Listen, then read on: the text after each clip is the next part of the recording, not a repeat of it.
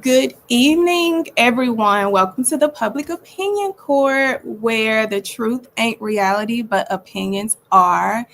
And we are on day 11 of the Freaky Rico trial. That's what I call it, the Freaky Rico trial with y'all favorite Diddy, the baby oil bandit. And today, let me just say, it was no different. You thought yesterday that Capricorn Clark put belt to ass on Diddy. Well, the three witnesses today, they put even more belt to ass, even more. So with that being said, make sure when you come in, you are liking and subscribing to the channel. Because listen, we got to keep the engagement up. So I like to give that disclaimer ahead of time before I start. Now, a lot of you who have tuned in for the past week or so know that Public Opinion Court has collaborated with Real Life Street Stars to bring you up to date, day to day trial coverage at the end of the day after they have completed testimony. So let me tell you, today, like I said yesterday, if I had a wig, my lace would be sliding, like back here. So before we get started, if you are new to the stream, my name is Attorney Anderson. I am a former prosecutor. I prosecuted over 50 cases. Then I became a municipal court judge where I handled, I believe, one of the most important steps of determining if anyone is going to be charged with a crime. So I would review the arrest warrants. I would also review probable cause affidavits. Some were murders, some, as small as a disorderly conduct to as egregious as a murder. And I'll tell y'all on one occasion, I think I was brand new. I think I was, 2 or 3 weeks in, and I had to do a interview with a teenager. He was 15 years old. He had just unalived his grandfather. And when I tell you that little boy had no life in his eyes to realize the magnitude of what was ahead of him, and his grandfather was a pillar in the community, well known. He was well taken care of, had not a care in the world. And that was one of my very first encounters with a young defendant, where I had to make the determination if they had probable cause to arrest him. And because he was underage, they have to call you in so that you can make the determination if the individual is competent or not. So during I started my business consulting firm called BYOB, Build Your Own Business, where we help entrepreneurs properly form and protect their business. So I made a great transition from doing litigation to doing consulting. So let's get started with hot topics. Now, the hot topics were topping today. And if you all have been glued to your social media platforms, you got notifications that Donald Trump, he had his annual pardon of a lot of famous people.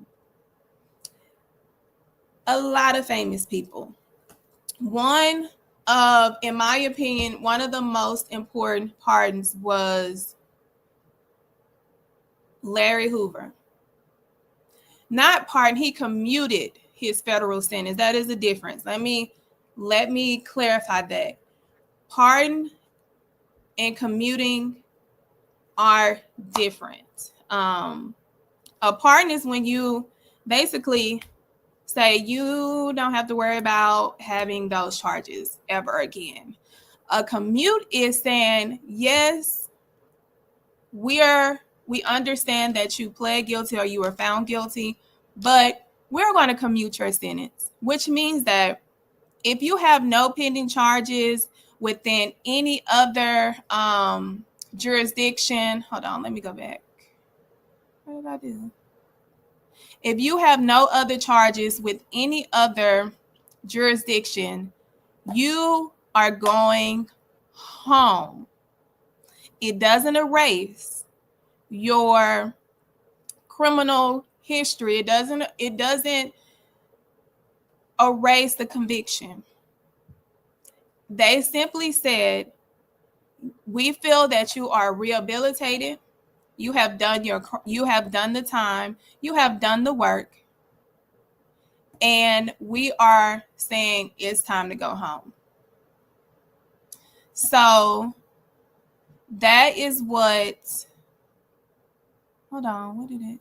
That is what essentially Donald Trump did for Larry Hoover. So it's not, is he, yes and no. So every president, every governor have the opportunity to use their pardon power or clemency. That is, commuting. That is a power that has been given to the leaders of your state and the leaders of the leader of the country. Biden, we know he had the controversy for pardoning his son. I wouldn't listen. I pardon my people. Like, if my people up in there, my people coming home. If I have the ability to bring my people home, my people are coming home. No questions asked. So Trump is doing exactly what any president can do. But what I can say, I was disappointed that Biden did not commute or pardon Larry Hoover, because he had meetings with some of the individuals who are affiliated with getting Larry's sentence commuted or pardoned. And I'm talking about people within the Democratic Party. And for the life of me, I'm like, why you ain't use your power to pardon even more people? And I had to think, y'all, and I don't want to go on a long monologue, but I had to think about Biden's heart posture, because he is the reason why so many African Americans were targeted during the war on drugs. He was the reason.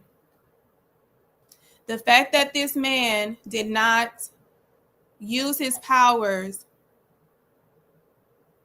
to the degree that he had the ability to, that is what I don't like.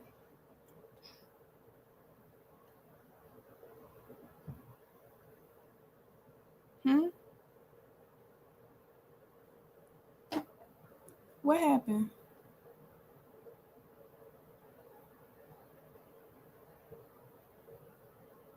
Oh, what's going on in the comments?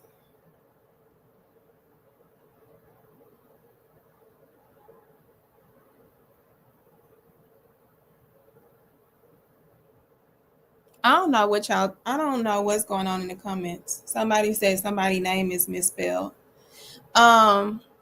No, but you're right. Like, Biden set this all up. Like, when you set something like he did in motion when he was a senator, it takes decades to undo what he essentially did. So he had the power, just like he had the power to put in a hate crime bill for African Americans. How are we the ones that were placed into slavery, lynched, killed, built this country on our backs, had to fight for everything that we have ever had in this country? We are the most targeted, but we can't get a hate crime bill to make people responsible for the crimes, the hate crimes that they commit against us. Y'all, that don't make sense to me. That he had the ability to, but he was giving hate crime bills to every other race, but the ones that put him in the White House. Mm-hmm. Mm-hmm. So that is one. The next one is one of your favorite rappers, NBA Youngboy. NBA Youngboy got his sentence pardoned, which is different from being the sentence being he receiving clemency. Now there are requirements in order for you to qualify for a pardon. One, you do have to petition. You do have to show that you are rehabilitated, that you are on a path of, never getting into the criminal justice system again, and you have to wait 5 years from the date of your sentence, or the date of your sentence, or the day that you started your sentence. I'm happy for Youngboy, because Youngboy, he did something in Louisiana that has never been done. He got some evidence thrown out on some crooked police officers that are in Baton Rouge, Louisiana, who said he violated his probation when he was doing a music video that claimed to have a gun. But it's a music video. You don't have the physical weapon. You cannot make that determination if it was real or not. But you use that video to try to violate him. And you ain't think his attorney was going to put belt to ass on how that's not admissible, because you haven't confirmed the actual weapon as being an actual weapon. That means that is a violation. Yeah. So I'm happy for him. I just hope that he stays on the right path and, he get back to himself. I think Youngboy has not, since 2020, since the pandemic, Youngboy has not been really pushing anything. So now that he has this, congratulations. Trump has done something that every president has the ability to. Some exercise it, some don't. And yeah, that's on that.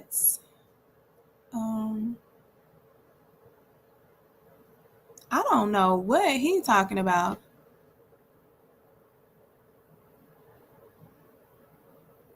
Yeah, he do need to get in the studio. I will say that. I will say NBA Youngboy needs to get in the studio and run it back up, because he was the most, and probably still is, he was the most viewed artist on YouTube. I think if you put his name in, he still has that amount of leverage. But when his music come back out, he not gonna need payola. He not gonna need to promote. He can do exactly what Drake did and put it out on a cloud and make all of his money without having to pay Peter. So yeah, that's the hot topics of the day. I was going to get into Stephon Diggs, but we don't have time to get into Stephon Diggs. But I'm going to get into him tomorrow. I'm going to put belt to ass on Stephon Diggs for what he out in these streets doing to his reputation, to his career. Cut it out. Yes, he is planning a tour. Hello, Tamika. We are just about to get started. So, you guys know that we are on day 11 of the Freaky Rico trial. Day 11. And y'all remember I told you, if you have been here, if you grew here and you flew here, or you grabbed your phone and got here, I told y'all that the way the government has to prove their case and is going to prove their case, they're going to slow cook it, because there's so much that they have to make sure that they don't miss with meeting the burden that is required, which is beyond a reasonable doubt, which is the highest burden in the land, that they have to meet each and every element that they have charged Diddy with. That burden stays solely on them. The defense does not have a burden. The defense don't have to put on no evidence. The defense can just show up and say, prove it. And prove it beyond a reasonable doubt. That's how it works. So with that, the state had to be strategic. They had to be very strategic. And if you're following me on Instagram, or if you are subscribed to my YouTube channel, to make you all understand what they are doing, I put up a refresher video of the U.S. attorney and how he read that indictment. I went back to look at that indictment. I went back to look at that video to understand what they were going to do, because I was like, why do people think that they're not doing what they're supposed to do?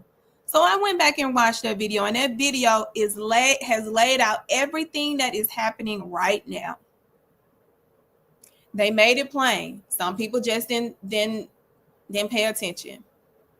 So with that being said, this particular picture that I put up of Cassie was the topic of some of the testimony today. It was a topic because what the government is doing is placing witnesses on certain days so that they can corroborate her testimony.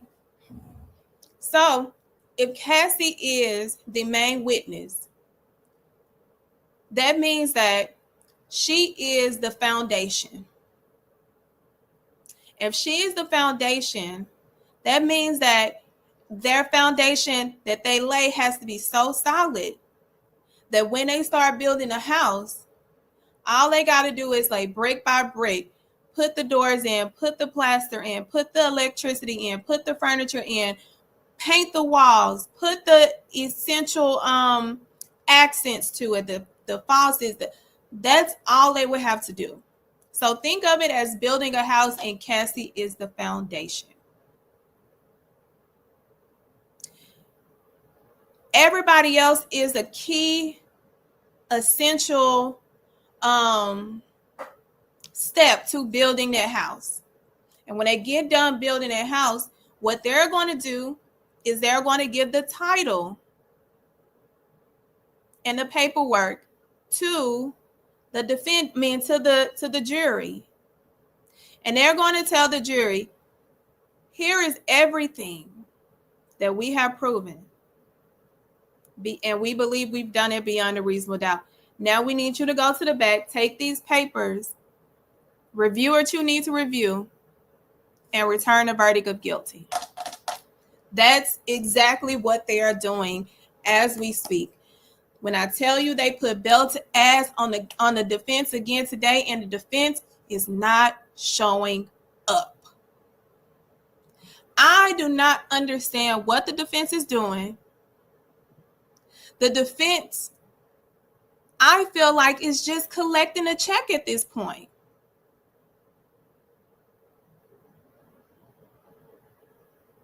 They are just collecting a check. This is no dream team at this point. Because the dream team that I know, they had MJ on there. Maybe they came to play. They didn't come to play and not get the results that they were looking for.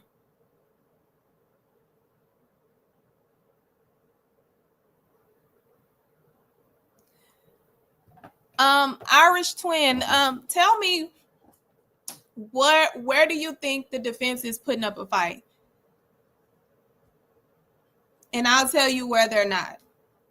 So let's start with the testimony today, because I like that you have a difference of opinion, which is a healthy thing for people to have. It's a healthy thing to have a difference of opinion so that two individuals have the ability to state why they feel a certain way and agree to disagree. So I appreciate that you have a different opinion about what is actually going on, or what you feel and what you believe that you saw.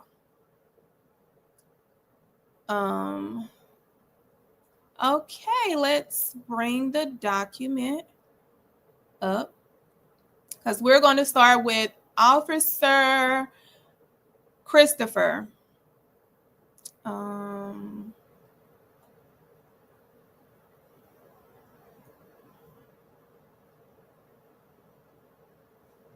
So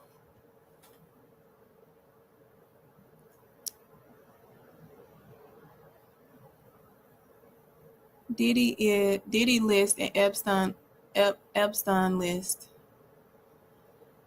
Hold on, I'm trying to read this comment. You must not be going off of what you see online. You must be going off of what you see. Hold on, let me read this. You must be going off of what you see online in the tweets of what's being said. If you're reading the full transcript day by day, but defense is definitely showing reasonable doubt.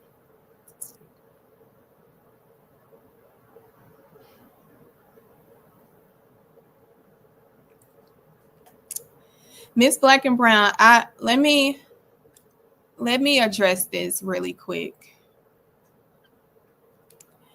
The one thing that I make sure that I do is fact check everything, because the reason I created the public opinion court and why the slogan is what it is, because the truth ain't reality, but opinions are. Because people really think that their opinions are the truth. People really think that their opinions are the reality for other people, and that's simply not the case. I have broken down some of the biggest cases from the standpoint of whether it was the defense or the standpoint of whether it's the government. One being A$AP Rocky. Now, people would think that I automatically have a bias because I am a former prosecutor or a former judge. But I look at everything before I break it down, because the way that I break it down is to make sure people understand the law behind it. I don't play games, because nothing about someone being in trial is funny to me. So I do my research. I fact check. I know the law. I know how to read it. And I know how to explain it.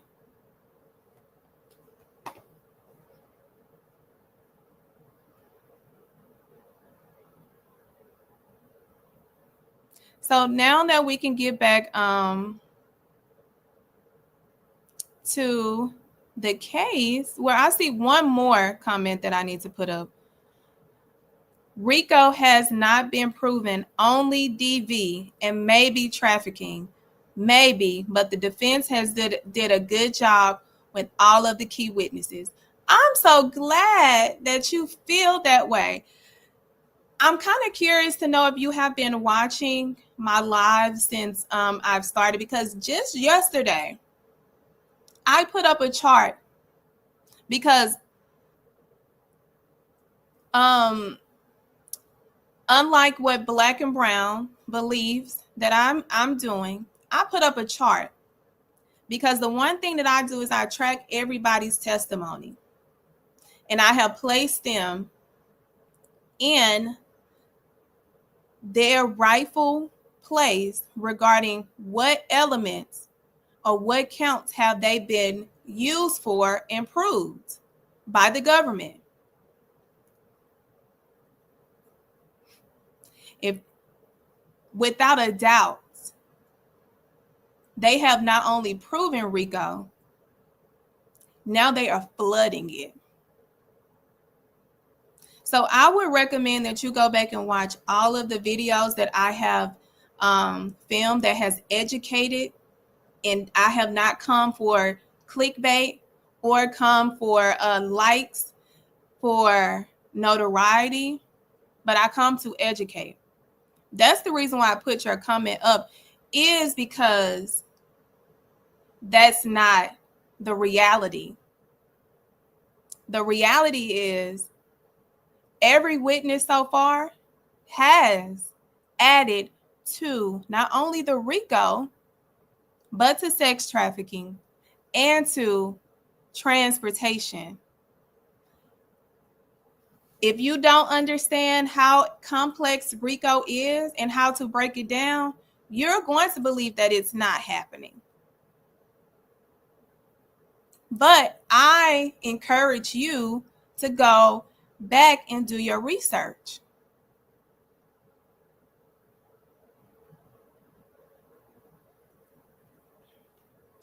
Black and Brown, why do you need to know what I have done?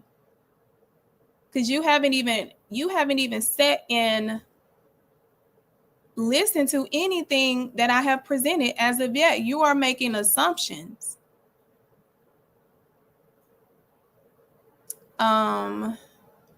Let's see.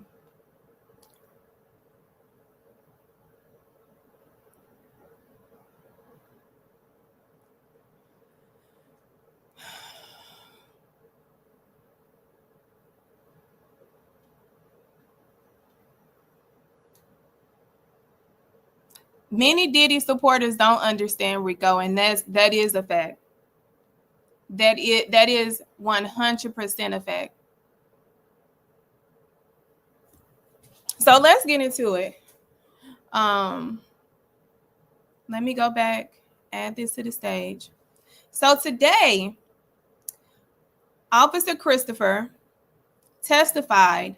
He was the officer that initially responded to Kid Cudi's home after Diddy left from breaking into Kid Cudi's home. And if you don't understand how that particular incident adds to the RICO, Cassie was the first witness to tell the world and the juries about what Diddy did to Kid Cudi, what his plans were, what they have done since then. They brought Kid Cudi, Capricorn Clark, who has no reason to make up. Like, there are 3 different people. Now we have Officer Christopher. So he responded to a possible burglary at Kid Cudi's home in Hollywood in 2012. I got the wrong date up there. During the trial, he testified that he saw a black Escalade. You know, the same black Escalade that Capricorn Clark said that Diddy kidnapped her and forced her to get in the car while he was holding the gun, which is a crime. Yeah, that's a crime. And she was an employee. What Officer Christopher did was he was able to get the license plate number. And you know what the vehicle was registered to? Bad Boy Production. Now, why would a Bad Boy Production registered Escalade be at Kid Cudi's home in the wee hours of the morning if he wasn't there to extend his threat? Now, if you want to know what threat, the threat is, he told Cassie that he was going to blow up Kid Cudi's car in front of his friends. He told Capricorn Clark that he was going to blow up Kid Cudi's car. Capricorn Clark testified that when he kidnapped her and put her in the Escalade against her will, she testified they drove her, the driver Ruben, and Diddy drove to Kid Cudi's home, and they broke into his home with a gun. That is armed burglary. That is an elevated offense. They moved his cameras and removed. That would fall under the burglary. But if not, it will also be theft or criminal mischief, which are crimes that they're doing and utilizing a company vehicle with the company employee. So after he gets the license plate and he confirms that it's Diddy vehicle, they do ask him, well, why didn't you follow the vehicle? And he had the option. He had two options, because an officer can either state, oh, this was a burglary and we got a burglary call. We see this black Escalade. We can stop it under reasonable suspicion, or we can just attend to the actual call at hand, which is what they decided to do. They decided to make the decision that they did not have reasonable suspicion at that time, because that vehicle was not, in their view, was not committing a crime at that time. So they go into Kid Cudi's home. They look through the home. They see that the door is open. He's not there. He did not leave his door open. They go in and they see that they confirm what Kid Cudi stated. Things were open. Designer things were open. The cameras were moved. The dog was locked in the bathroom.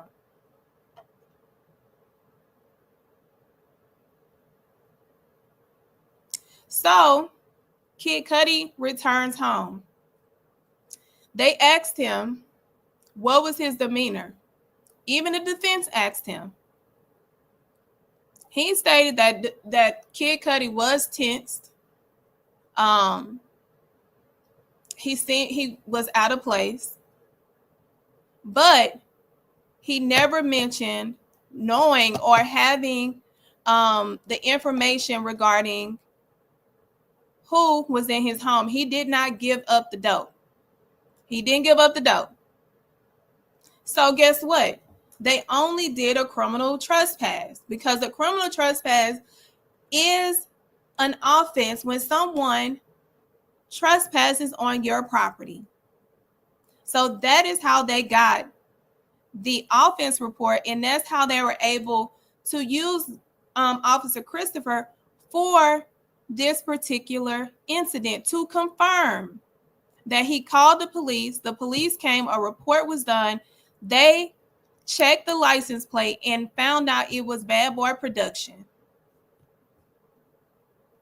So tell me, since a lot of you all do not believe that they are making the case for RICO, how did Diddy's vehicle end up at Kid Cudi's home?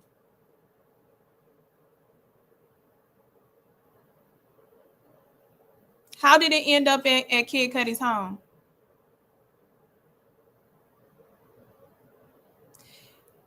When you have a legitimate business, as such as Diddy, when you start committing crimes, you start conspiring with people to commit crimes, as he has done in here. He used his company vehicle. First of all, he kidnapped his employee, forced her to go with him when she told him that she did not want to. He forced her to go. That's an offense number one. 2, he drives to Kid Cudi's home, breaks into his home, tell Kid Cudi he's in his home. That is a burglary. That is a crime that is being committed in a company vehicle.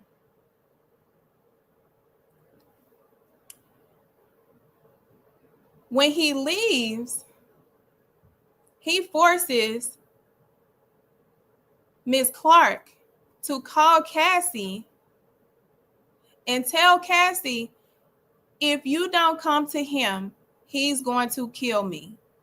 That is a threat, which is a crime that he's committing still while he's in a company vehicle talking to a company employee.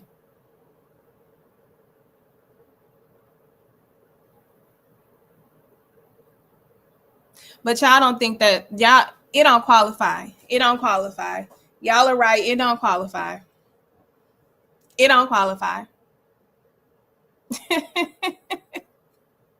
It don't qualify. They can't add that. So this particular officer was only there to take the report. The report is still in the system. There was no reason for Diddy to be at Kid Cudi's home in his company vehicle, and he fucked up when the officer was able to get his license plate to confirm he was there. He can't say that he was not there, and y'all can't say, and y'all don't have a good excuse for why he was there. So to the ones that don't believe Rico, tell me why Diddy was at Kid Cudi's home. Tell me why he was at Diddy's home.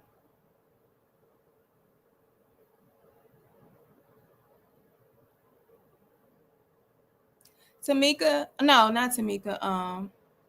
James, I'm going to recommend that you go and watch the previous videos because I don't have time to re-educate you because it's going to take all day. It's going to take all day because you don't believe it. And guess what? I'm not here to convince you. I'm here to educate. I'm not here to convince. I'm not the defense. I'm not the government. I'm here to educate. So I have other videos on this platform that you can go and recap because I teach all of that. I teach all of that. So do yourself a favor and go educate yourself.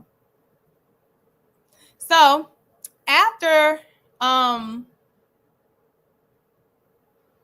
Officer Christopher testifies, and I will tell you the biggest part that he linked was Diddy's car being at the scene of a crime. His business truck, where his employee has confirmed, Kid Cudi has confirmed that Diddy told him that he was inside of his home and he was going to wait on him.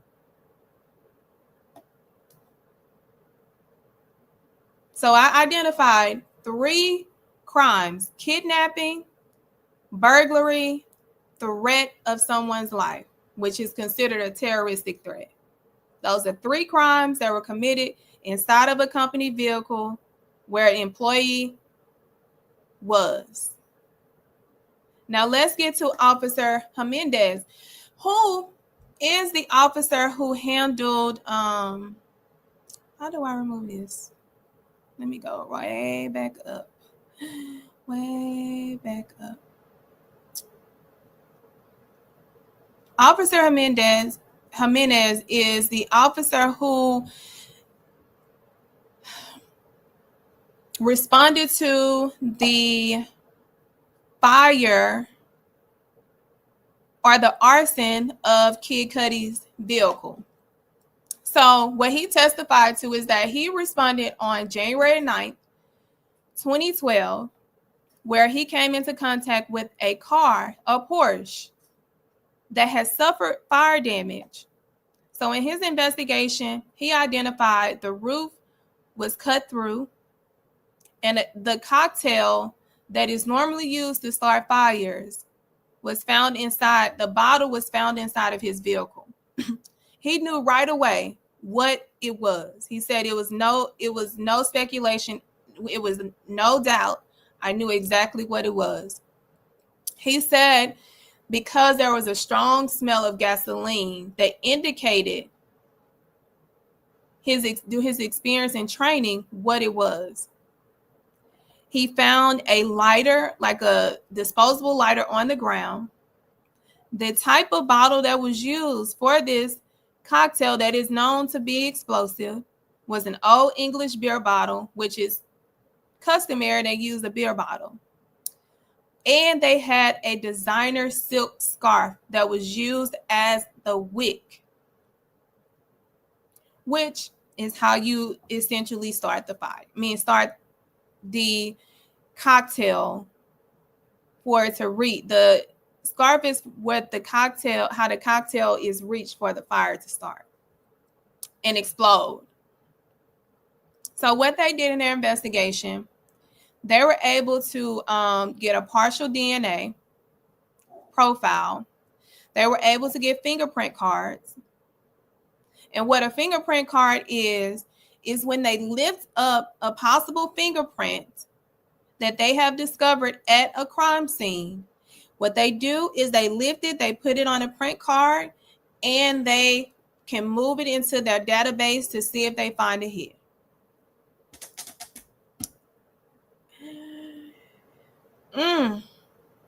But listen, when he talked about the type of cocktail, he said he believed, based off his training experience and his knowledge with these type of explosives, it was poorly made. And he said he believes it was poorly made because there was limited damage to Kid Cudi's car. That type of cocktail is meant to blow things up. Not just blow, smithereen it. But that was not the case here. So he felt like it was poorly made because he stated if it was not, then not only would there have been grave damage other than to the interior, to the seats, to the carpet, to the console, it would have been more, as in it would have traveled maybe to Kid Cudi's home and to other residents' homes. And he said he knew he felt, based off of his opinion, that this was intentional because this was a well-gated community and crime is really low. Things like this does not happen in this neighborhood. That's why he felt that it was an attack. It was an intentional attack. And also, because there was an untouched car in a driveway, you come for one specific car, but you see another car, that was intentional. That's how he explained that.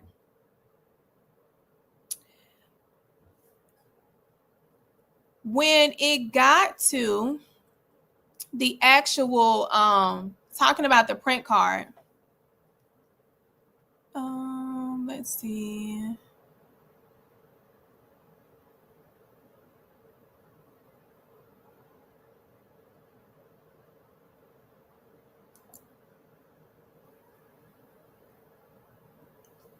Hold on.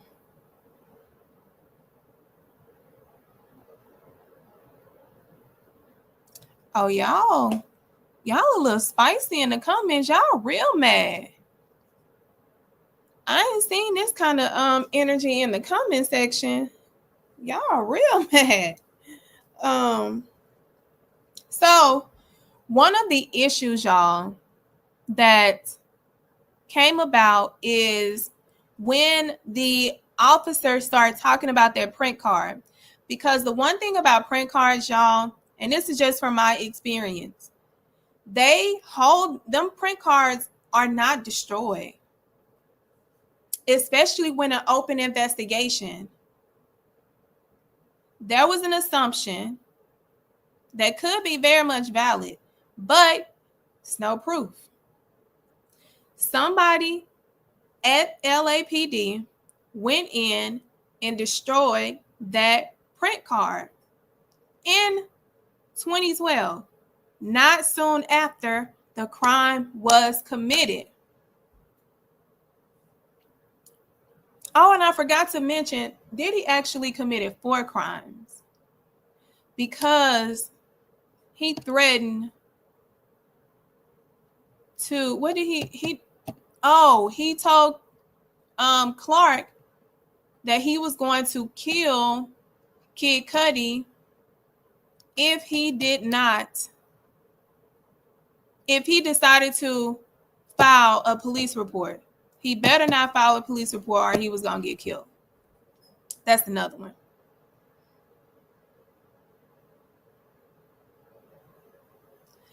Somebody asked, but what if there never was a print card? There was a print card. It wasn't a question, because at that moment, what you're saying to this particular officer, who was the investigator who was a part of collecting the evidence, you just said you are asking, what if there was never a print card? And this is the officer who has personal knowledge, because what? It was his investigation.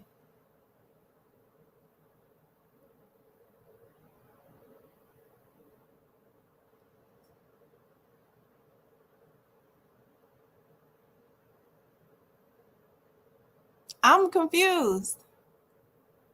I'm confused. So back to one of the issues, when they made that, when the government asked him about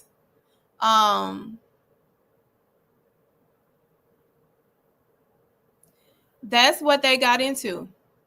Somebody, and I feel like somebody was paid to go in there and get and destroy evidence, but you can't bring that up without proof. So when the government started to go into that line of questioning, the defense objected.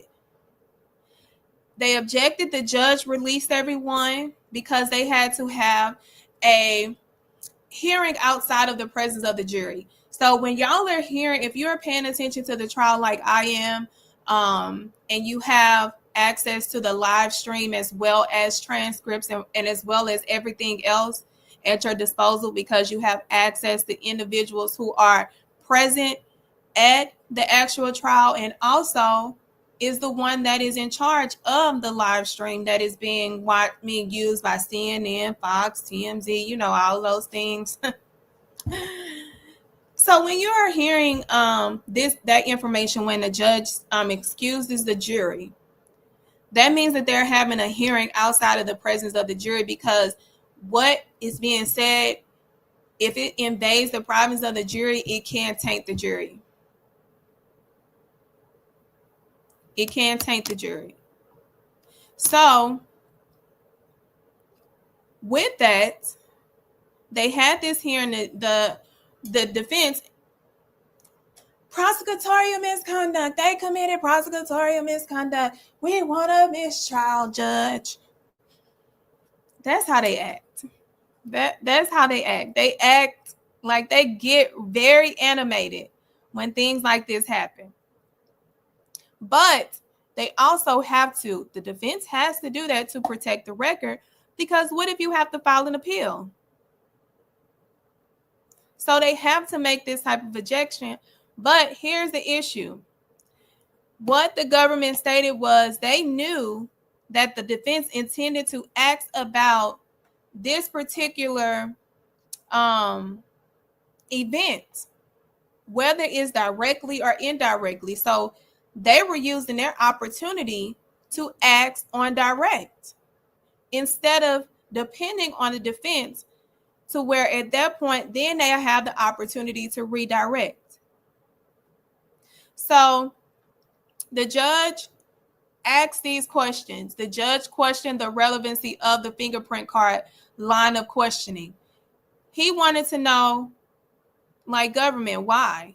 So the government responded, because I wouldn't know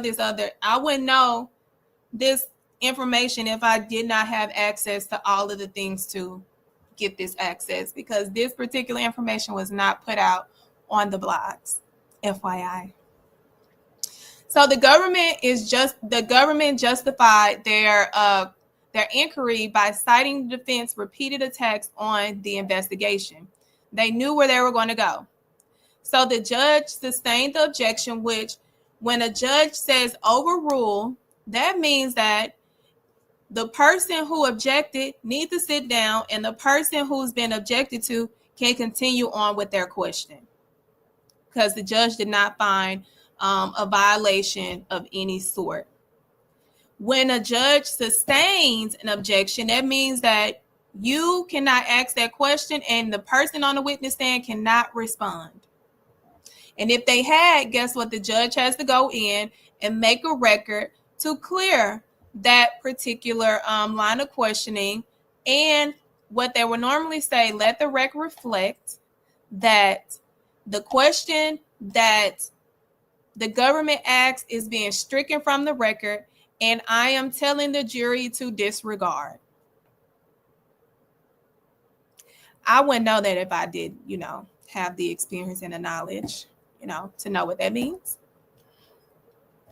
The defense, when they were out on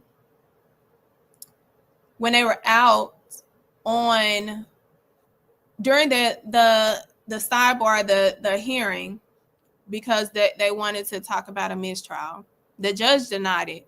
But what the judge said was, after the defense, who were angry, they said that's when they claimed prosecutorial misconduct and asked for a mistrial. The judge said, we ain't giving no mistrial.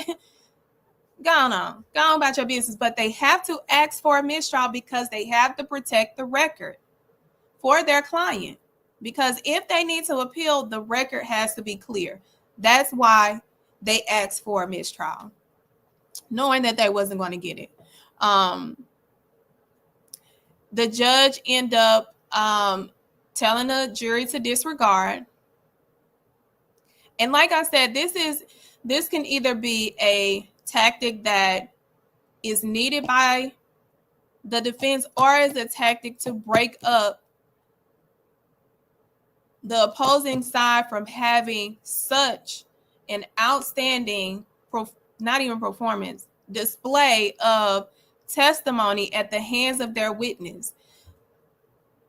I would tell you from my own experience, I would have defense attorneys object to me when I was hot, when I was hitting every angle, when I was hitting every element, when I was hitting every side that I needed to do.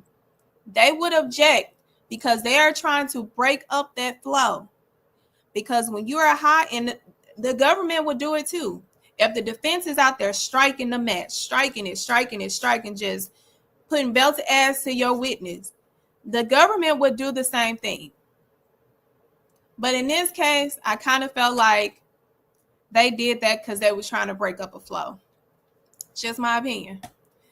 On cross-examination, the officer was asked, did he attempt to contact Cassie or Capricorn in 2012? He said yes, but Clark did not respond. Cassie hung up. Clark's brother actually answered the phone, and he was like, they had gotten into, he disagreed. I guess they had some words, but he didn't go into detail. They asked him about the partial DNA, asking him, was it from a female? And he said, listen, I don't know. Like, that ain't my ministry. I don't know that, because every officer don't do the same thing. There are officers that do that are in charge of the collection of the DNA. And then you have an expert that comes in and testifies to the DNA, a DNA expert. You wouldn't have an officer testify to that. The defense questioned, hold on. The defense asked him about a black glove that was found inside of the vehicle. And I understand where the defense was going with this, because they tried to get the officer to agree with them and say, there was a black glove in the back of the seat, meaning the back of the vehicle. Don't you think somebody who would throw something like this would need to wear a glove? He was like, no, because the bottle really don't. The only part of the bottle that gets hot is the part where the what did he call it? The wick. He said the only part that gets hot is the wick. So no, nobody would need a glove. So what they were trying to essentially do is put in the jury's mind that glove belonged to either Cassie or Miss Clark, or even Kid Cudi's driving glove. But they were trying to link it to somebody, which did not land. But you never know what lands to a jury. You never know. It could have worked. It could have worked. He asked this, well, why don't Kid Cudi have a second vehicle, a second Porsche? He was like, yeah, well, why didn't you put that in a report? Because it's not relevant, officer. These are some of the things that the defense was doing that I was like, this is not relevant. You knew that question was not relevant when you asked. Ask questions that are going to tear in to the government's case. You are wasting time on ridiculous questions. Now, like I said, I understood where they were going with the black glove. It may have landed for the jury, it may have not. But it's just some things, when you are on cross-examination, you have points that you need to hit. And I'm like, what are they doing? What are they doing? Let me see. I think I had put a note in here.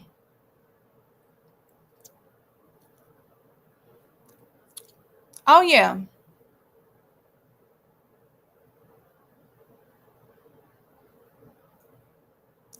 Thank you. I was just going to that. Just the facts. I was just going to that. Let me go back to it. So, just the facts stated everything that I was going to say. I was literally going to this just for just the facts. I was literally going to this. So let's get into, because a lot of people are saying, and Will's saying you have the right to, because if you don't understand the law and you've never tried a case and you've never had it in your face to where you had to prove these elements, or if you are not a crime junkie, you won't get it on the first try. It may take you a couple times and then it will get there. So in regards to this arson, just the facts said it perfectly.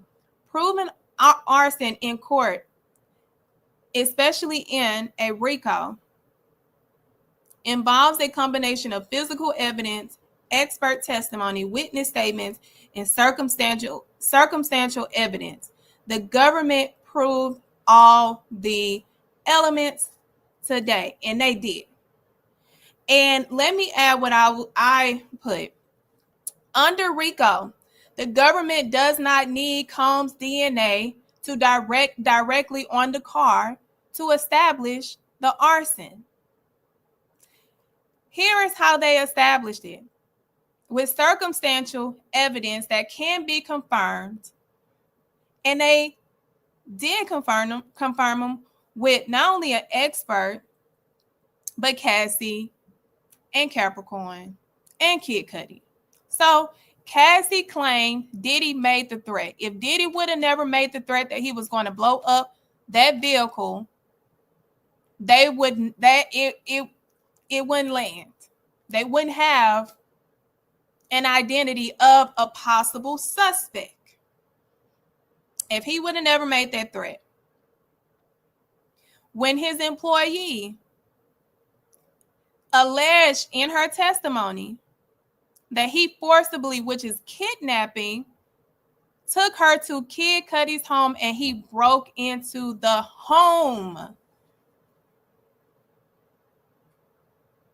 When the police, Officer Christopher, testified, he stated that he witnessed Diddy's Escalade from Bad Boy Production leaving the location the night of the break-in.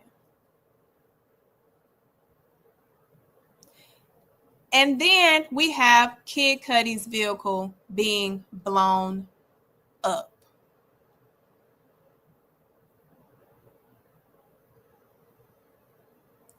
That officer and that investigator confirmed, and that arson was proven today. So whether y'all like it or not, it was proven. And you know how it's going to be determined it's proven? When the government submits their case to the judge and the defense asks for a directive verdict, because they're going to say they did not put on sufficient evidence to meet these elements for this particular count that they have.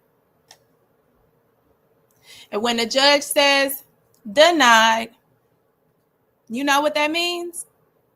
That the government has met the standard of proving the elements or providing evidence and testimony for the elements that they are required and the burden that they have to meet. Now it's left in the jury's hands.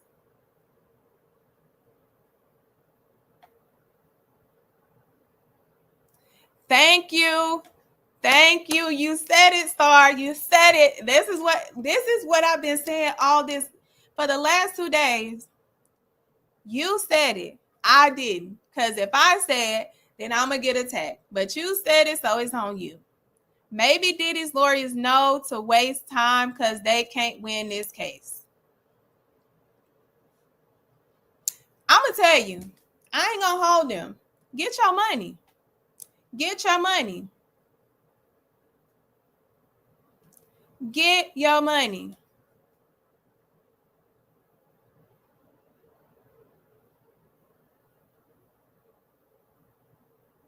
Look at Irish twin. Whoever it is, they so mad. They mad when the facts are the facts. Like, you can't get mad at the facts. Guess what they teach us in law school? The facts are your friends. The facts are your friends. You know what facts means? Evidence, eyewitness testimony, physical evidence, admissions, statements, leaving things at a crime scene, being at a crime scene. That's how you get it.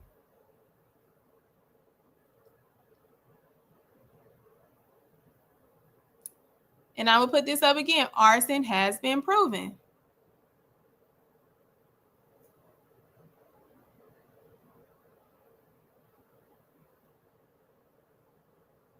Mia is coming up next. Mia's testimony is tomorrow. We're getting into Dante's testimony.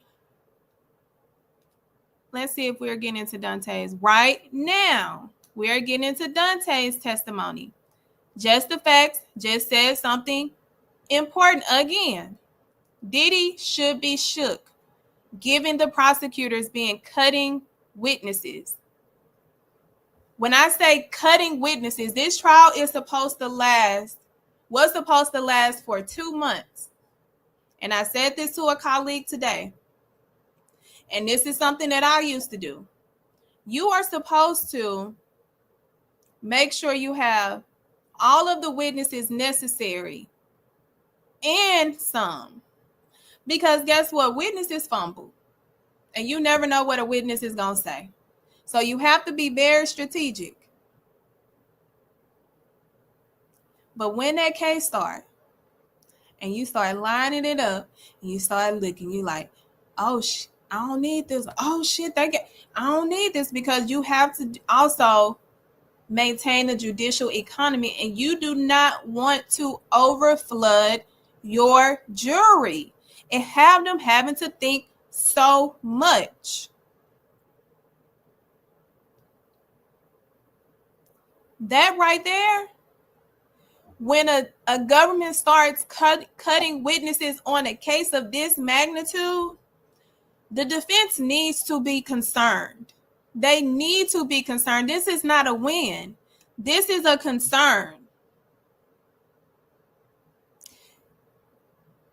I don't know what the jury would do with this, but this should be a concern.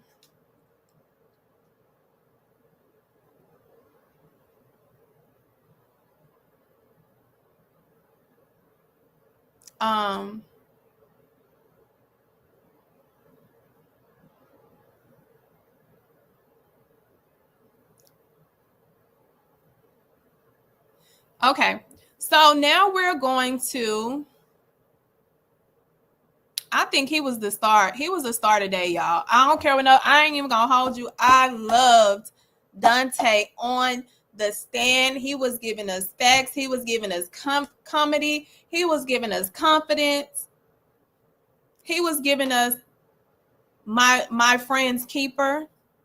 This man was the only person, along with Mia, I believe. And I'm gonna say her previous best friend, the one that was like, no, the one that did the, y'all remember in What's Love Got to Do with It? When Tina had that friend that got tired of her getting her butt kicked, and she went up against Ike, and Ike put his hands on her when she was trying to stop him from putting his hand. She said, you ain't gonna be putting your hands on me. That's how I feel like Cassie, all her former best friend did. But Deontay did a phenomenal job.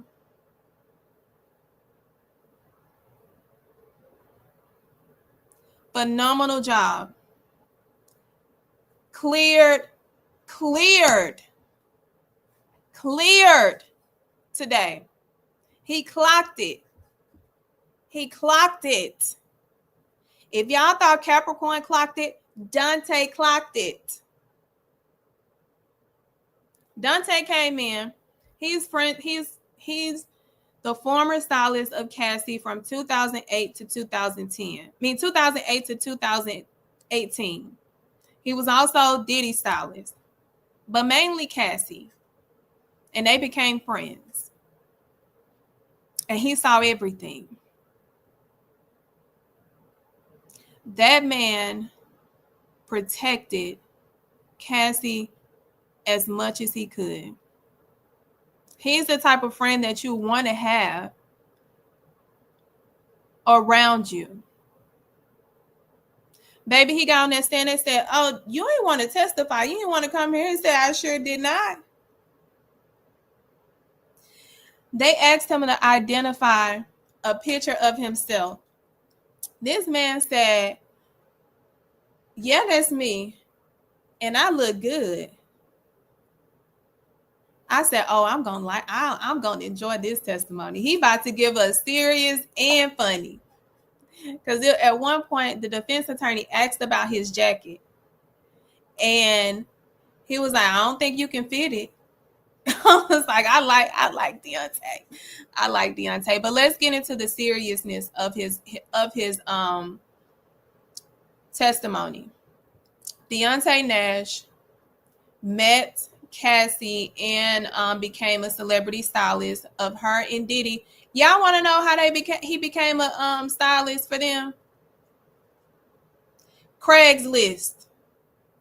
This man got a job because he hit them up from Craigslist. I ain't gonna hold you. Craigslist was popping back in 2008 before they started really scamming. Craigslist was popping. So what he testified to is one, how they met. And he said from 2013 to 2014, he started testifying in certain incidents. He said Diddy violently assaulted Cassie while she was asleep. On this occasion, I think this was after the Vanity Fair event. Nash and Combs, others, Nash and Mia. This is when Nash and Mia jumped on that man back, and like the super villain, that man wished him up off his back. He said they ain't stand a chance on that man back. That man was just too strong or whatever he was doing, and he beat her. He beat her. Matter of fact, after that party, Diddy had picked him up and threatened him. He said he witnessed in 2015 Diddy slap the out of Cassie in her face and say, "Get this bitch out my face." Meaning he told Nash to get her out his face. He talked about a party, a New Year's party in 2017 when I think this was after a marathon freak off. Cassie was asleep for 24 hours and he had to wake her up.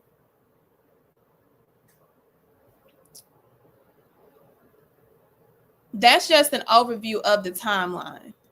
That's just an overview.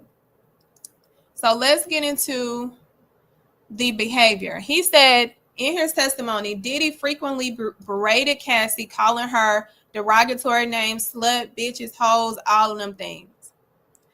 He said Cassie expressed fear and reluctance about freak-offs. He said that she did not want to do freak-offs. She didn't like doing freak-offs. Diddy would threaten her career and say he gonna stop her music career. He would threaten her if she did something he did not like. The night that Diddy injured Cassie's eye and Nash and her friend Mia put her into a hotel, after that day, he stayed away from his apartment. He went home the following day, came back. One of his staff had stole his bag, which had $1,000 in it. And they asked him, "Why do you have $1,000 cash on you?" He said, "Because at any moment I may need to go to a hotel to get away from this man."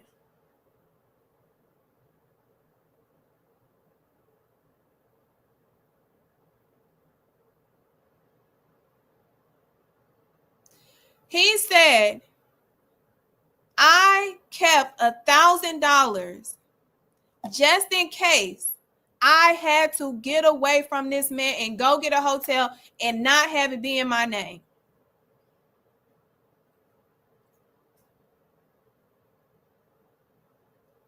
Diddy choked Nash before at a music set, a music video set, choked this man. Diddy also threatened, like he confirmed what Cassie said about the threats of the sex tape being leaked. Well, guess what he heard? He heard Diddy threaten Cassie that he was in his presence when this happened, that he would release her sex tape, not only release it to the internet, but purposely send it to her parents' jobs so that they could get fired.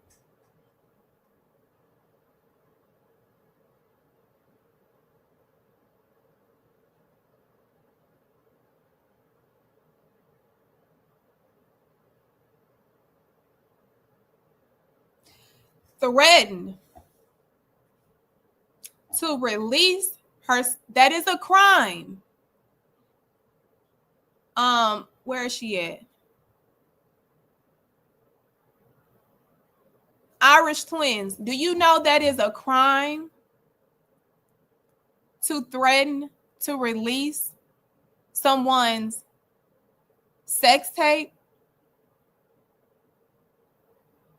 Yeah, that is a crime. So after he did that, he said he talked to Cassie and he was like, this is why I like Dante.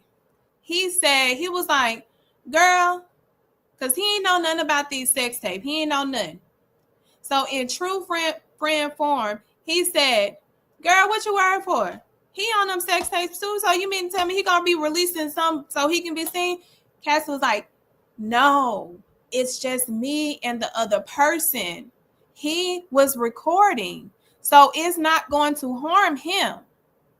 And Nash was like, oh, interesting. That's how I'm pretty sure he responded, because when you are a friend like that, you like, what you, girl, he on that type, what he gonna release? He gonna be in trouble. We gonna see what he working with too. No, he not on there. You be like, oh, friend, like, we got to find another plan, friend. We got to do something different, friend. That's how Deontay was to her, and they are still friends to this day. There was an occasion when Diddy security followed Nash after he helped Cassie flee. And on this occasion, when he helped her flee, somehow these security found the hotel, was waiting in the lobby, Cassie telling her friend, I would rather jump off this balcony than go with them. And this was no first floor balcony. This woman told her friend, for the people that don't think that she had any reservations to doing this, that girl told him, I would rather jump off this balcony than go down there with them or leave with them, because she knew what time it was.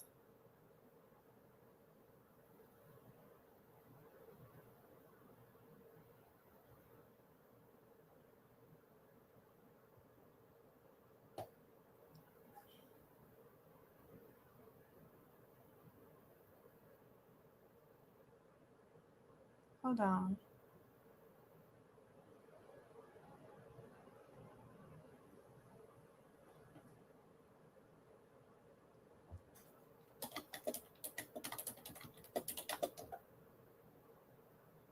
Hold on, y'all.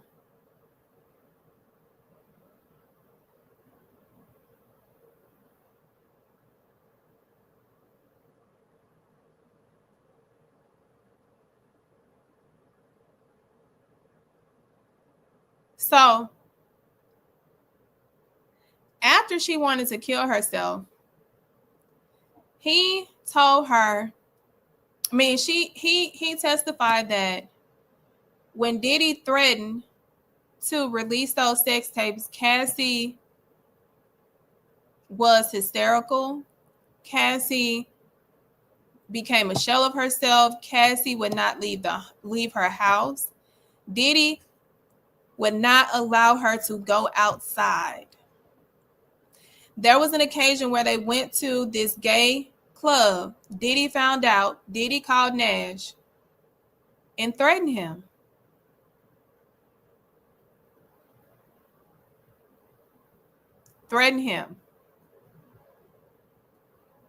So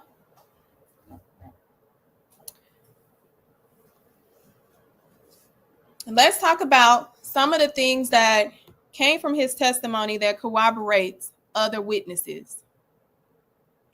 Deontay's testimony corroborates significant portions of prior testimony, not only from Cassie, but from Capricorn. Cassie reports of physical abuse, coercion, and control were directly witnessed or overheard by Nash in his presence.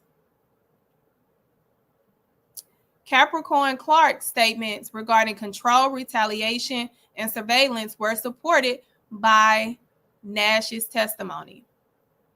Nash confirmed the existence of threats of releasing a sex tape similar to what Capricorn and Cassie accounted for. Nash's testimony also places Diddy at multiple abusive events and supports the narrative of intimidation and retaliation, which are layers to sex trafficking, as well as RICO. People, not just domestic violence. So I want to take y'all back to her birthday, her 29th birthday. No, before that, I'm going to take y'all to one of the nights the night that Diddy stormed in and started beating her, and Mia and Nash jumped on that man back there, was like, not my friend, not today. This was a result because her head ended up hitting the rail. When Cassie testified about this moment, here's what it looked like after you washed it up and you got some of the blood off. Nash also was present when Diddy also knew that this particular injury had to be corrected and only could be corrected by a plastic surgeon.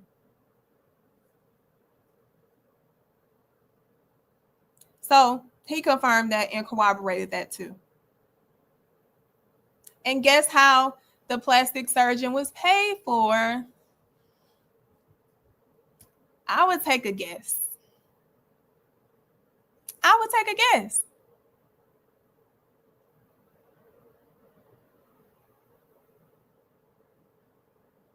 Oh, okay. Y'all don't want to guess. It's okay. Y'all don't want to guess. So she had plastic surgery to fix this injury she sustained from Diddy. Therefore, corroborating Nash's testimony. And guess who else is going to testify to this moment? Mia. Her friend Mia. No, she's lucky that she didn't die. But permanent disfigurement, that you're right. Her eye could have been taken out. She could have died. So,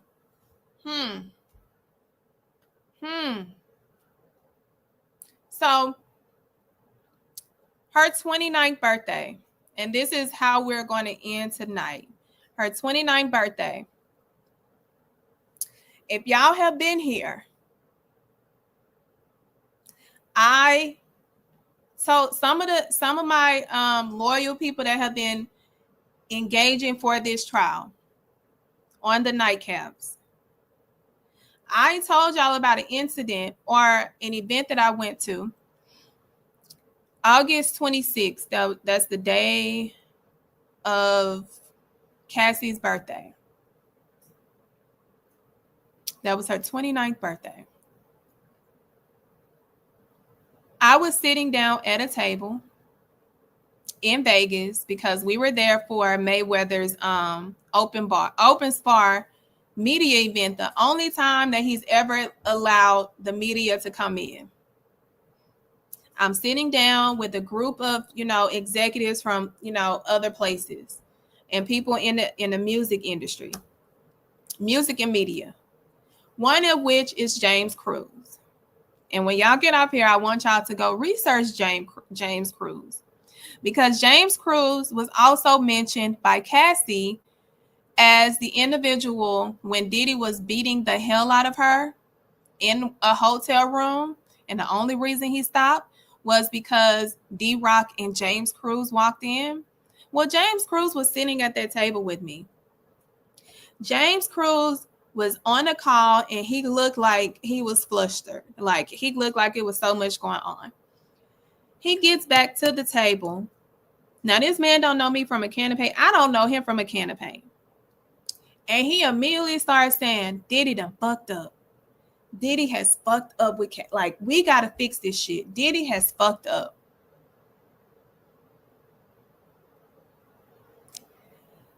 And it didn't dawn on me till weeks later. I mean, it didn't dawn on me till now. And also when the video that was posted of him surprising her, because Nash confirmed that on that birthday, Diddy had, orchestrated surprising her. And he was like, I can't tell him not to. Diddy surprised her. And when I saw the video, because I had remembered James Cruz loose lips, because there was no reason for him to be telling us any of that at a table where he know none of us. I saw that video and I was like, this girl does not look happy. And the only thing that I thought was like, damn, he must have fucked up really bad because she do not look happy. I'm like, did he? I know he made up for it. So let me bring the video and y'all tell me from her demeanor of her 29th birthday if she was excited to see him. Happy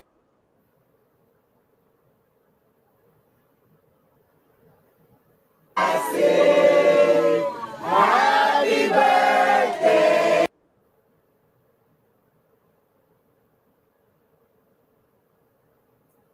I'm going to play it again. Happy birthday. Do she look happy on her 29th birthday?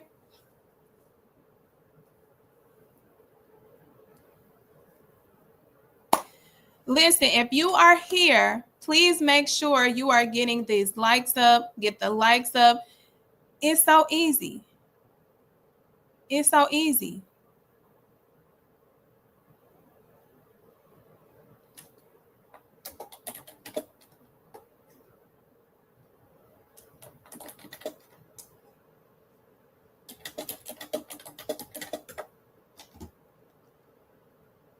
Hold on one second, y'all.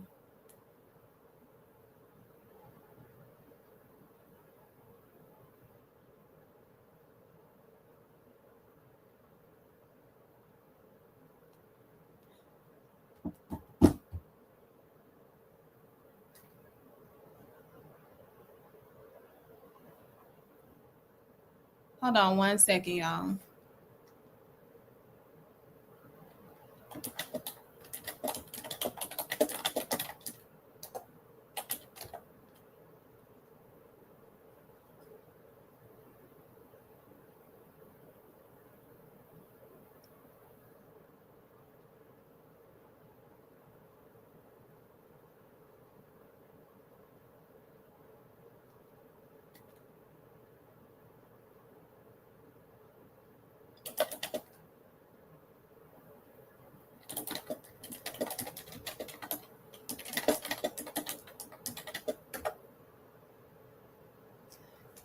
Okay, I'm back.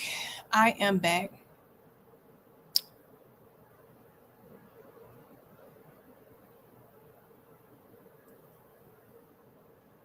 So when I saw this video, y'all, I was sitting there. I was like, now I know. Happy birthday. This is so sad. So sad. So when I saw that video, y'all, I was like, he must have really did something, because this girl did not look happy. And I kept referring back to what James Cruz said. the entire time. That's all I refer it back to. Let me read some of these comments.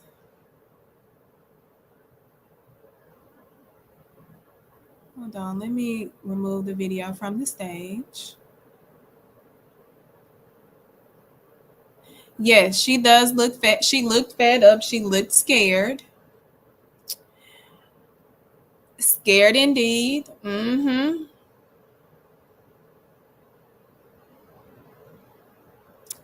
She looked scared. She's hating her life at that moment. She did not want to kiss him.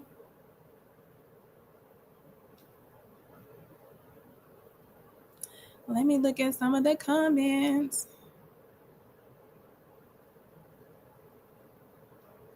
I am not finna put that up there, Star. You are Star.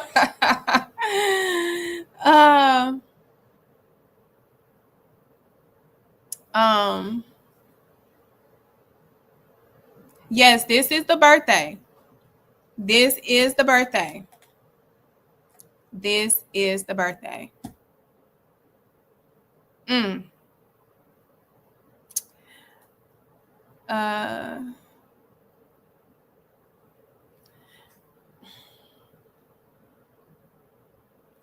I had to put Irish in timeout.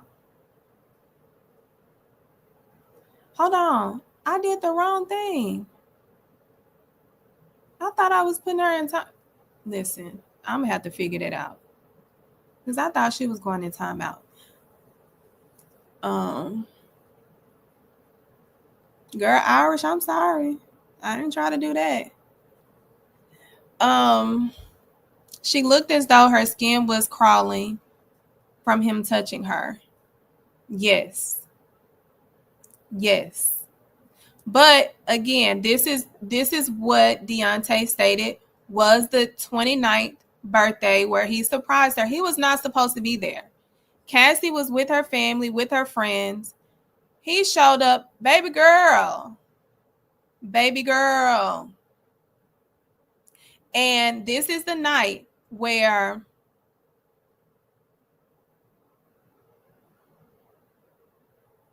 she's in timeout. Okay. Good. She's in timeout. She'll come back in 5 minutes. Nash was there. Nash said that they went to the Blind Dragon, which is the gay bar that Diddy did not want her to go to. And he remembers Diddy saying exactly what Cassie said. And if y'all remember her friend with the red hair that is suing him, Tiffany, in her reveal, she said that Diddy told Cassie, "You getting some dick tonight." And she knew that Cassie didn't want to do a freak off. Nash knew because Cassie told him she did not want to do a freak off. But Diddy made her do a freak off on her 29th birthday. On her 29th birthday, he made her do a freak off.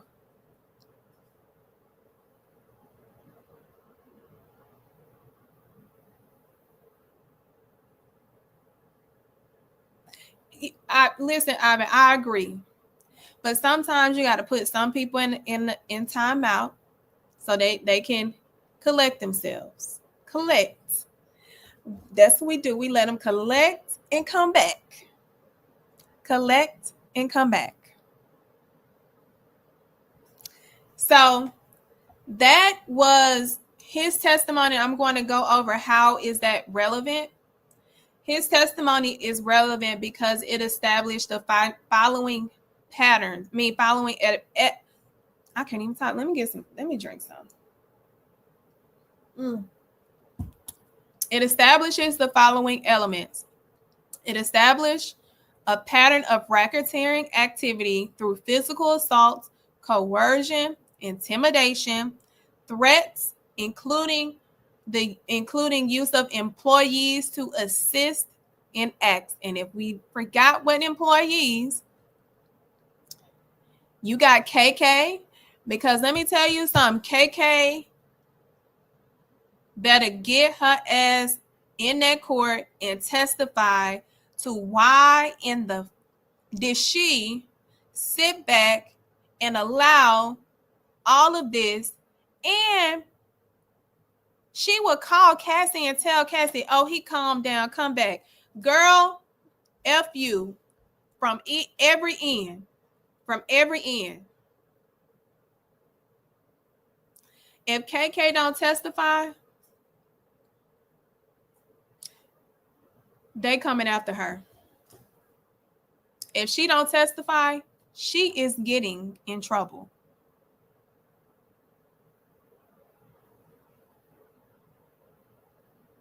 She don't testify, she's getting in trouble. So other employees, you have D-Rock, you have Ruben, who was at the burglary.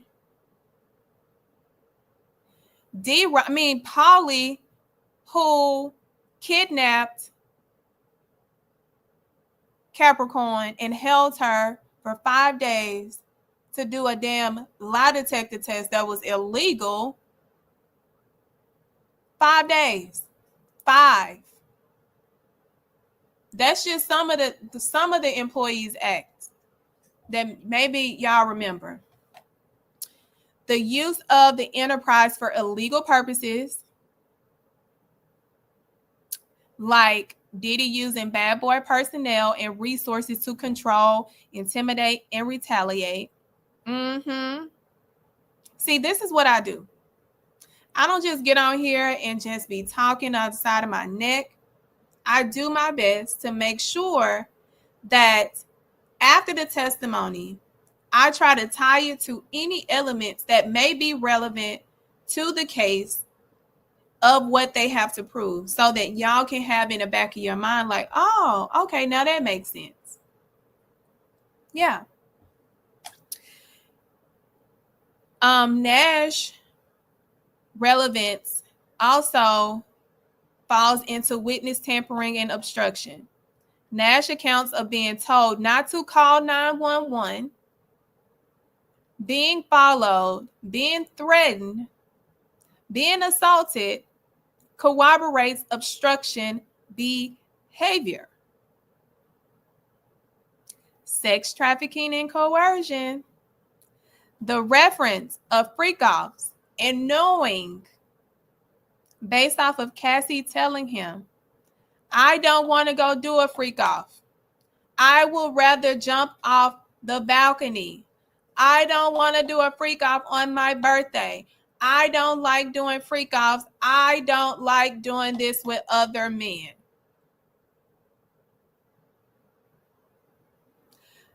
Identifying the use of drugs, because he said she was high as a kite. And didn't I tell y'all the law states a person who is intoxicated through alcohol or a controlled substance cannot legally consent to sexual activities. He just confirmed she was high as a kite, even though she has already testified to it. He confirmed that she was forced to do sexual acts, corroborate to trafficking elements. Let's not forget, Diddy told him and talked to him about things.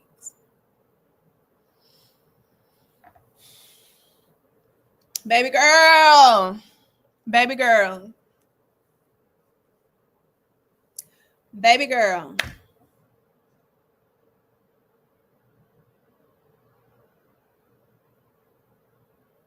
Baby girl.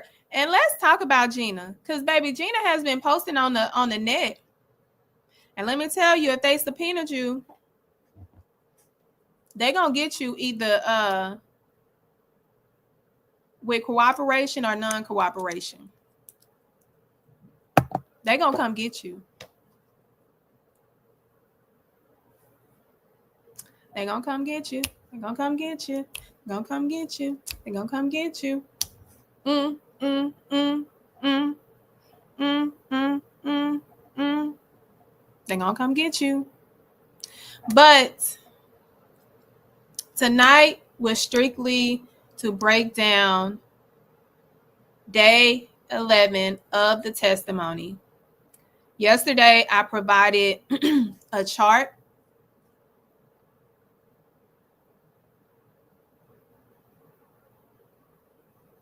Irish twin, it's not bullying. You did need a timeout. You did need a timeout. Or you should have been drinking some water so you can calm down in these comments. I put people in timeout. Yeah. Take you back to your parents when they put you in timeout. Mm-hmm. But tonight was strictly to break down this particular day. And like I did the chart yesterday, I'm going, because now they've had 19 witnesses. That's a lot for y'all to remember. So what I'm going to do is take the testimony that has happened with these 19 witnesses, just like the chart that I showed y'all last night.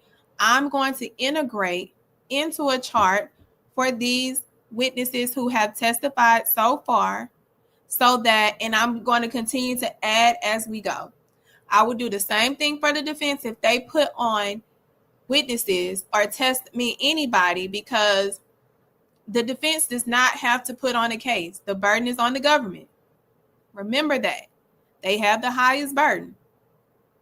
So if you feel all over the place and you don't think that they're doing what they're doing, it's a high burden and you can feel that they're not. But, oh, hell, why did this stuff be happening? Why does it be happening? But I need you all to like,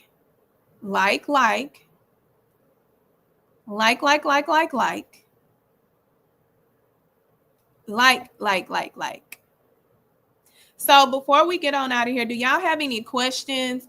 Anything that you want me to answer regarding what has happened today, yesterday, last week, never week, no week? Do y'all have any questions? And also,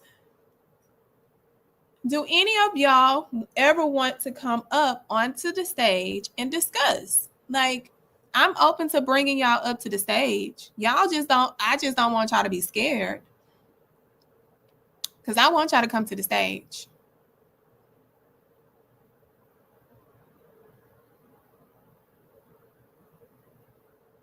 How long do you think the trial would last? So initially, the trial was supposed to last for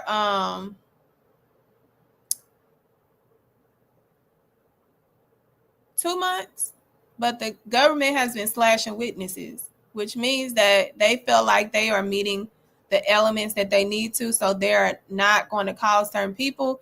So I got whipped that maybe next week they will be done. I'm not sure how. That's too fucking cocky. I say that, government, that's too fucking cocky to think that next week you're going to be done putting on what you need to put on. No, you're not.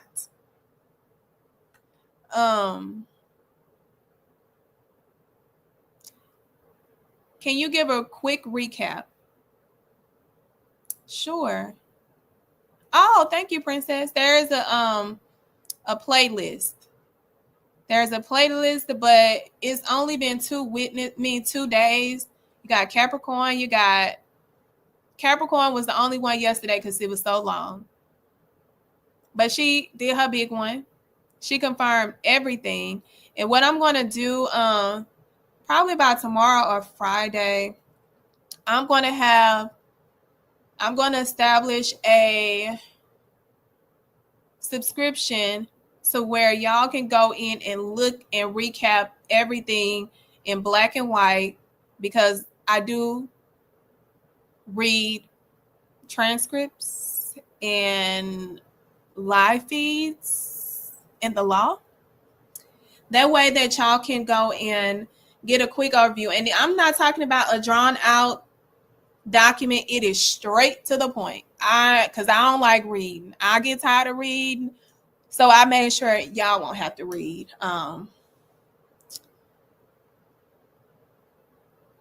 Will it speed the trial?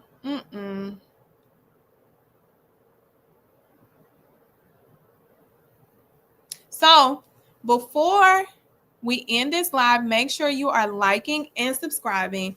Also, make sure that you are following my personal Instagram at Loria Bay ESQ, because I do little short recaps of what I do on here. I give y'all an appetizer, straight to the point. Or the Public Opinion Court, my YouTube channel, subscribe to that page. Or you can subscribe me, as well as my TikTok, the Public Opinion Court. You have the ability to follow that page as well. And of course, you can follow my business page at the BYOB Firm, where we help business owners properly form and build their own business, whether it's business formation, intellectual property, trademarks, copyrights. You have crisis management, contract templates. We do consultations. So if you are a business owner on here, you can go and secure your consultation. It's complimentary. It's free until the end of the Freaky Rico trial. So I did that especially for the Freaky Rico trial. If you are a business owner here, it's time to get your business together, because you don't want to end up in a Rico. You don't want to end up like Diddy. And also, I have published my first book, Shut Up and Prosecute, where you can obtain your copy today on Amazon.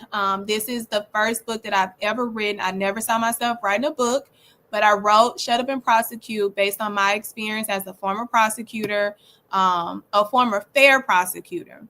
When I started to see the political corruption, the games that were played, I didn't play those games. So I put my experience in a book of the discrimination, the racism, how sexism played a role, how I had to overcome every obstacle and every roadblock that was put in my way in order for me to be a seat at the table to equalize the justice system for Black and Brown.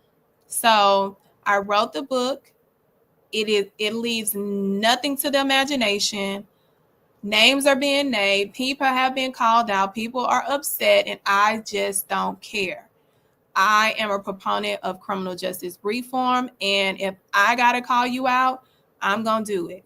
So you can grab a copy for yourself or grab a copy for a family member. Shut Up and Prosecute on Amazon, as well as don't forget to follow my pages. And I will see y'all tomorrow at 7 p.m. I'm going to be on time because I wasn't on time tonight because I had a client that had a Nuck If You Buck situation, and they come to me and I strategize so that we can, take that bucking out, and we're going to do it the right way. And it kind of ran long, which made me have to push tonight back. But tomorrow we are back 7 p.m. Central Standard Time. Mia is testifying. And just like I said, we're going to apply the testimony, the facts, and the evidence to the elements of the burden that the government has to has to prove beyond a reasonable doubt. And we're going to hold them to their burden because it's the highest burden, because somebody's freedom, life are at stake. So before you leave, make sure you are liking and subscribing. And also, please visit the merch page for Real Life Street Stars. We are headed into the summer and they got new gear. So why not go get it? All you have to do, I think they have the link in the display of the live. But if not, visit their website, get you some merch, and also go watch those videos back, because I am teaching I'm not gossiping. I am teaching. So with that being said, thank y'all for joining. Y'all have an amazing night. The Public Opinion Court, where the truth ain't reality, but opinions are, we are out.